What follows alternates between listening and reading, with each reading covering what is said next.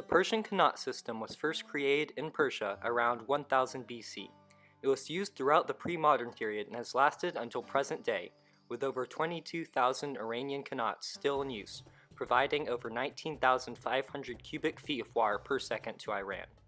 Qanats enabled the Persian Empire to inhabit an arid desert-like climate and still produce sufficient water for agriculture as well as daily use.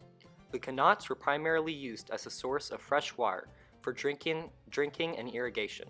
Underground tunnels fed irrigation channels throughout the Persian Empire, enabling a constant flow of water to Persian fields.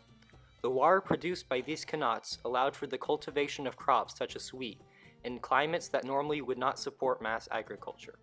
Qanats were also used to provide air conditioning. Cool subterranean air from the underground tunnels was siphoned off to underground basements. This air conditioning system was invented by 400 BC and used to store ice from the mountains, as well as providing cool air to houses built above qanats. Qanat technology spread around the world to China and Afghanistan via the Silk Road as well as Europe through conquest. Rome adopted qanats using their acquired knowledge to make aqueducts. Arab conquest of Africa also brought the new technology to Morocco, Arabia, and northern African states. This technology was even brought to the New World by the Spanish. Qanat dam filtration galleries were used in South America around Chile as well as in Central America by Spanish colonies. In order to make qanats, a well was drilled down to a water table underneath the topsoil but above bedrock.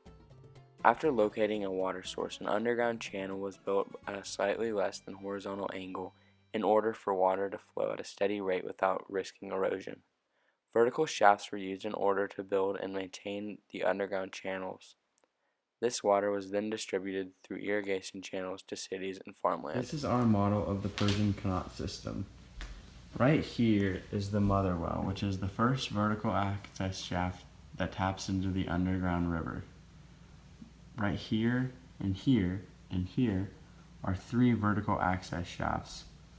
And right here is the Qanat channel that goes all the way down until eventually the Qanat outlet. This is our model in action. As you can see, water goes through the underground water bed and the underground river into the Qanat channel, where it comes out of the Qanat outlet and flows down into irrigation channels that then lead into the farmlands and throughout Iran.